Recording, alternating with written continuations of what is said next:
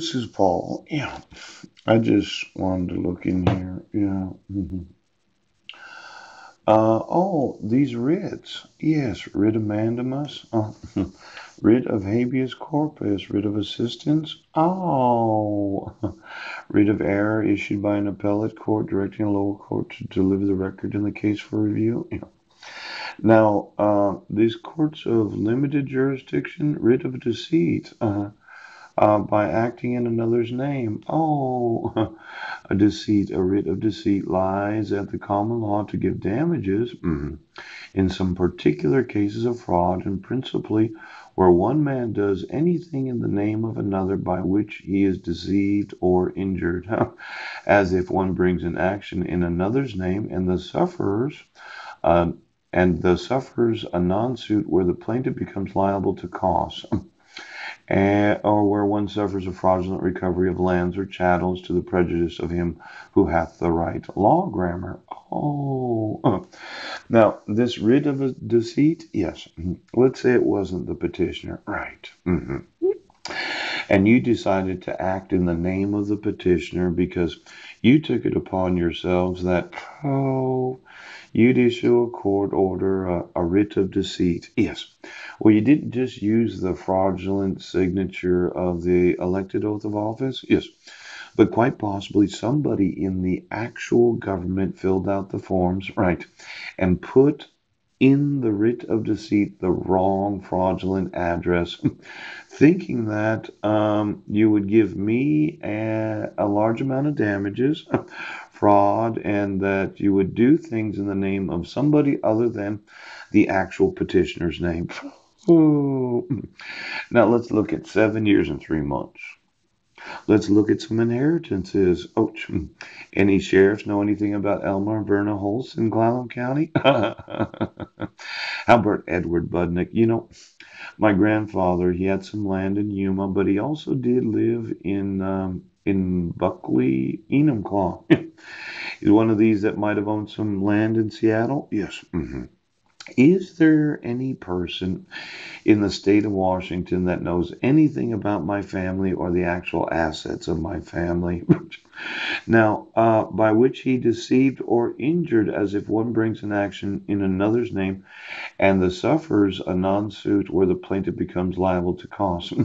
Let's say the state of Washington is the defendant and I'm the plaintiff, and you decided that you would enforce a fraudulent court order, yes, where there was no penalty of perjury on the part of the petitioner. Right. There was forgeries and fraud and deceit and deception and duress and all kinds of omissions. Yes. Because everybody was absolutely sure that I'd never get my assets. I'd never have my sons. Yes. You would say, I'm crazy until the day you die, and there was no possible way that I was going to have sex with any woman because you were going to make absolutely sure that you would cover up all your crimes and defraud me of every right, every asset, and all enjoyment of life because you're in the sheriff's department. Exactly who filled out that protection order in the name of somebody else? I think the petitioner has to be the petitioner. Um, well, I'm thinking, okay, that the United States Postal Service, I did email them. Yes. Emailed numerous individuals in the federal government, and they never thought to think of themselves if they were ever accused of violating their employment contracts, that you'd have to give them notice and the opportunity to be heard at any hearing involving their employment. There's no possible way that anybody in the federal government has any knowledge of this. And I'm just sitting here in the study room looking at these various writs. The writ of false judgment. Oh, the writ of denial of benefits. Writ of eviction. Ooh, a lawsuit brought by a former tenant in possession of real property against the one wrongful garnishment, that whole garnishment that you destroyed, it still upsets me. I take pictures of it. In fact, today I took a picture of it, Jeffrey Smith. Could somebody contact Spokane? Yes. I think you should have garnished her wages. There's a little lawsuit there, and then there's the mail returned unclaimed in Clark County, and there's numerous other lawsuits. Yes. Now, wrongful process, abusive process. I mentioned that a wrongful process of law. Yes, yes. There's no possible way that Clallam County didn't intentionally try to deprive me of life, liberty, property, pursuit of happiness, and every asset, all my inheritances, my sons, my you don't have any idea that if any individual was,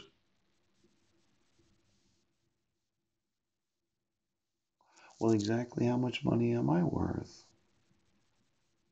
Sheriff, how much money are you depriving me of?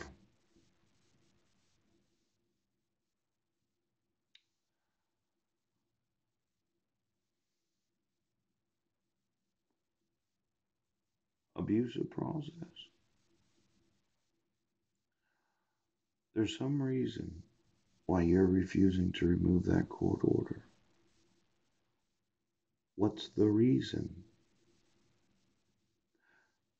The monster family was going to pay? Oh, the leprechauns? Ooch. The way was going to pay? Somebody's going to keep coming the money? Ooh.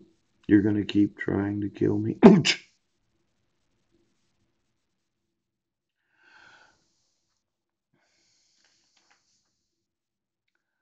Let's see here. This is a table of legal abbreviations. Yes. Bar Journal. Yes. Connecticut Circuit Court Reports. Yes. Connecticut General Statutes of Connecticut. Connecticut General Statutes Annotated. Oh. Connecticut Insurance Law Journal. Oh. Connecticut Journal of International Law. Oh. Now, what if we just went through the abbreviations? Why don't you get me every state of the United States that's abbreviated in the Black's Law Dictionary, just like Connecticut is?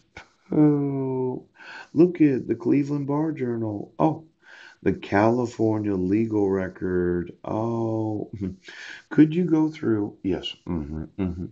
The table of legal abbreviations and get me the California Appellate Reports, the CA. Oh, every state, yes, and every person that subscribes or is a member of any association or publication that happens to have the abbreviation of the name of an actual state of the United States. Maybe the lawsuits aren't big enough. Buffalo, that's not a state, that's a city. Human Rights Law Review. Ooh. Now, Bryce Ultraviers. The Brooklyn Barristers. Why don't you get me? Yes, every city. Yes, yes, yes. Just go through the table of legal abbreviations. Yes. And just get me the Akron Tax Journal. Oh, Law Review. Alabama, the Acts of Alabama. Poo poo. The Alaska Reports. Oh, and then the Alaska Administrative Code. Now, when I look at each and every individual, yes, that happens to be in a city, yes, a county or a state, that their actual location is abbreviated Florida Law Review, Florida Laws of Florida, Florida Jurisprudence, yes. Why don't I just go through every city and every state in the abbreviations of the Black's Law Dictionary and find out exactly how many of them are legally liable? You don't have a big enough lawsuit yet? Well, what does Florida know? Fordham? I emailed them. How about the Georgia Bar Journal? Ooch. Georgia laws?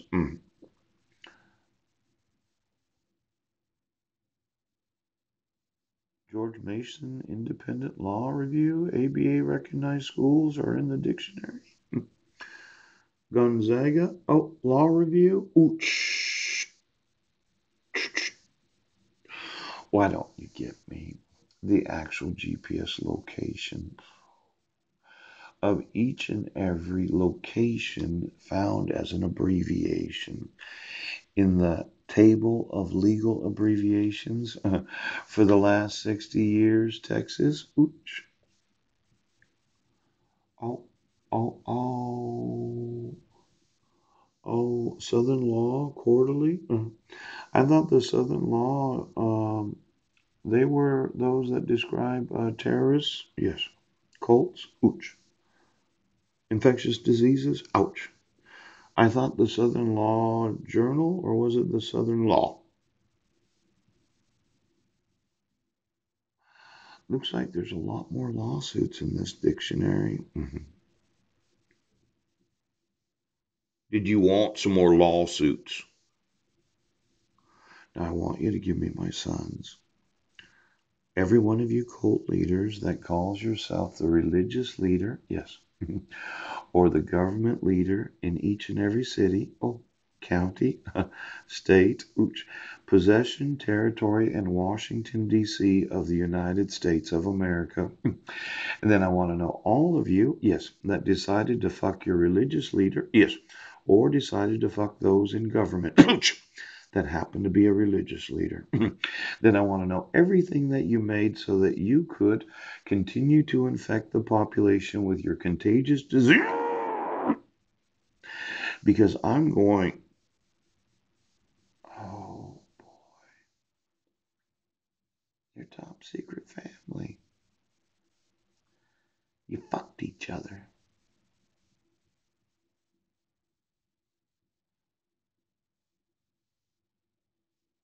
Separation between church and state.